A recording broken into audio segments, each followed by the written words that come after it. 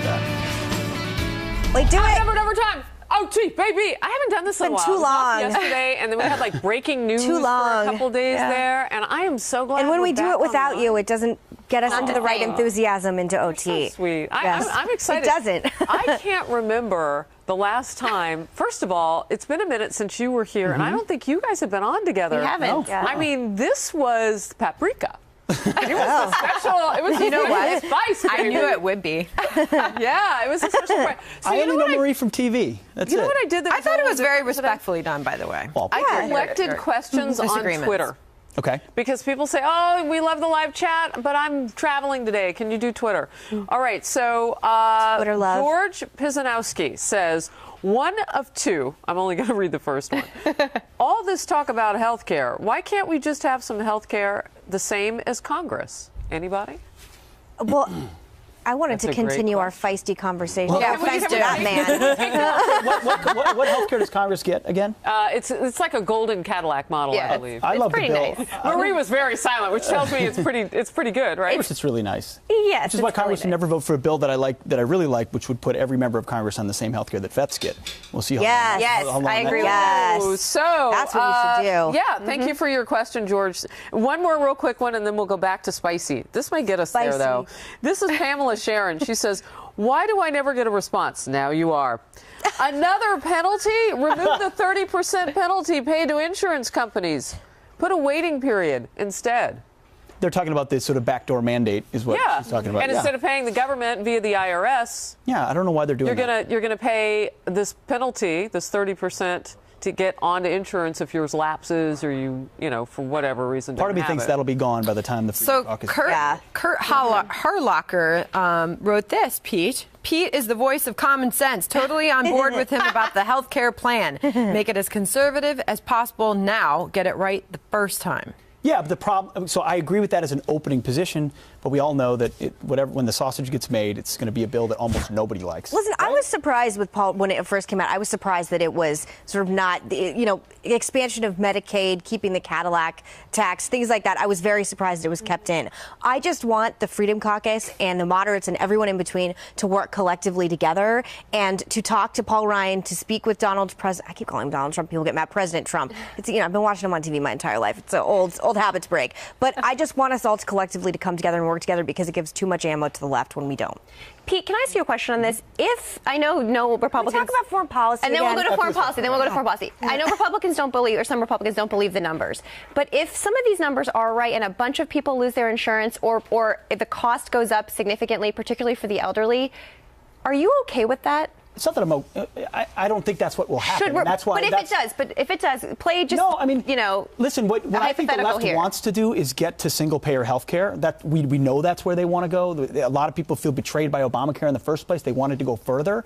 And if that's your goal, then you think everybody's covered and everybody gets great care. Having seen the VA and what that actually means when you get single-payer, it's not good. So just because you have additional million number of people on a care or a bad plan doesn't mean they're getting good care. Right. I think you have to I agree. re-incentivize the market. So I don't want anyone to lose their health care, but I want to let people choose to not have it if they want to. If costs go up, is that an acceptable outcome? They can't go up any faster than they went on That's not true. I don't want How them to about if go up, costs go up at first, but longer term they come down? which is what they say is going to What they're happen. saying would happen. Because of the really steep cuts to Medicaid, which a lot of people rely on. Okay. All right, let's talk foreign policy. Let's go back to the mattresses, people. All right, so during the TV version of us, and I'm just reading the live chat because people are like, talk to me about ISIS. You guys are kind of going at it a little bit. One thing we didn't bring up, so I can't wait for this discussion, North Korea, haven't talked about that at all. Oh, boy. Marie, really, the past administration sort of looked at that with a side eye. And it has festered.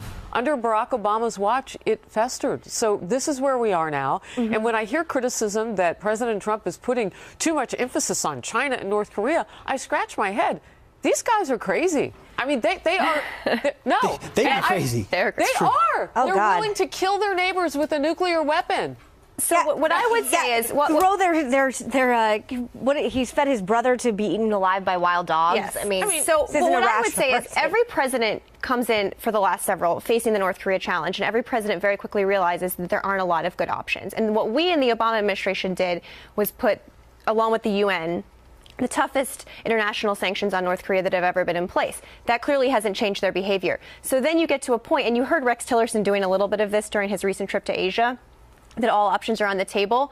Military options, and Pete would know this better than anyone, there's not good military options either. So you're facing a situation where we deployed extra resources to South Korea and Japan. We're working with the Chinese to try and get them to pressure the North Koreans more. But there's not like a perfect option that we just weren't willing to take and that the Trump administration can. No, there isn't a perfect option. But what the bad thing that was done that I think the Obama administration did time and time again, which is so foolish, which is to take the military option off the table to begin with, which means you're never negotiating from a true position of strength. And you also, the administration was obsessed with things like global zero on nuclear weapons, which is this ridiculous argument. Spa treatment. No, it doesn't. When did we take military options off the table with North Korea? I don't took it remember off the doing table that. with Iran, which led to a very bad, silly deal. Specifically, he was not taking military options. There's not a soul on the planet that ever believed he would use it. Not a soul. The threat has to be credible for it to be effective. I don't buy that for a second. I sat in those meetings negotiating that nuclear deal. The Iranians believed her. They wouldn't have been there. I don't buy that for a hot second, All right, even if I was in the meeting or not.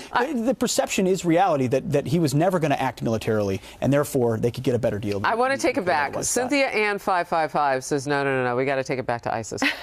She thinks you made a great point. If you have sworn allegiance to ISIS, your citizenship is not with the country you reside in or were born in, such as the case of London terrorists. # revoked. But Harris, you made a good point. In a democratic society, you can't just strip someone's citizenship without due process. I mean, it is very hard to take someone's citizenship away. And so you can't just So maybe we should rethink that. Wait, why can do I we have ask to you a be quick wedded question? to the existing model? I assume that's a pretty bold statement. Fine. We should live in bold times. No, I know.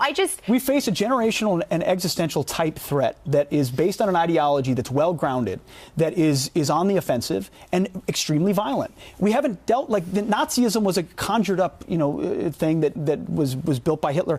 Islamism is based on a theology that is far more coherent, well funded, and spreading. I think that either would be more or less dangerous.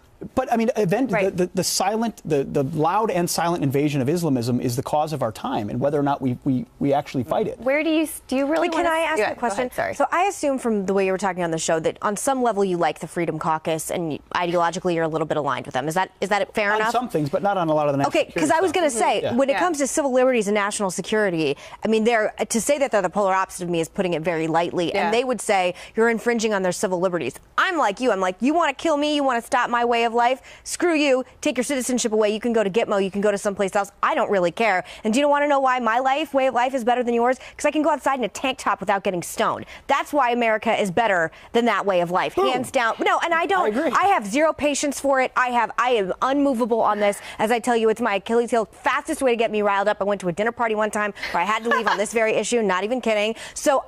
But for me, like with people like the Freedom Caucus, with things like that, that is part of the reason why I have such problems with them right now, is because I find in instances, especially like national security, that you're looking at the macro or the micro, and not looking at right. Macros have the micro. Right. And I just don't understand going forward. That is why, just going back to the politics of them at the same time, why I find them so dismissive of the rest of the party in so many ways. I think people like us, especially when it comes to national security, are living in reality a lot more than they are. Well, but also citizenship isn't a shield. So, for example, and going back to the Obama administration, ordering a strike on a U.S. citizen, Anwar al-Awlaki, killing a U.S. citizen in a drone strike, his citizenship couldn't shield him from that kinetic action that we decided to take. And you can criticize other things, but getting him off the battlefield was actually a good thing for American security. So I'm not saying that there's no limits to this, but when you start talking about taking, that's just, you're going down a slippery slope. There's going to be a process. I'm not saying you get to say your citizenship is gone. Before we go, you got a minute left. There's a lot of questions, Marie. A lot of people want to know more about where you came from before you worked at the State Department, what your past was. So those are deep People questions. love to listen. Love to learn something. So I started in Washington as a career CIA officer, nonpartisan in the Bush administration. I was an analyst. I focused on Saudi Arabia and the Middle East. That's what I'd studied. And I did that for 6 years. I was our spokesperson towards the end of that for Bush and Obama administrations. Then I went to the campaign. A lot of people may not know that. I was a spokesperson for Mike Hayden, and he's one of my favorite bosses. So on national security, I am actually not. One of the things I was getting at on the show. They were just asking kindly. It wasn't a challenge. No, I know. it but all. on the show, I got a lot of criticism from liberals in my party, working for the CIA, working when we were taking a lot of action against terrorists. For working for the CIA? Yes. That's the left. They can. Come on. They can. I mean, I can't say that on this. That is. Anyway, I want to know what she was going I to say. became like a spokesperson later in life. Cool. I'm more of a national security nerd. Very cool. It's great to have you on. Pete? Great to be here always. Good to see Thank you. you, We'll guys. see you Pete. back here tomorrow for more Outnumbered. Thank you. OT, baby. Bye.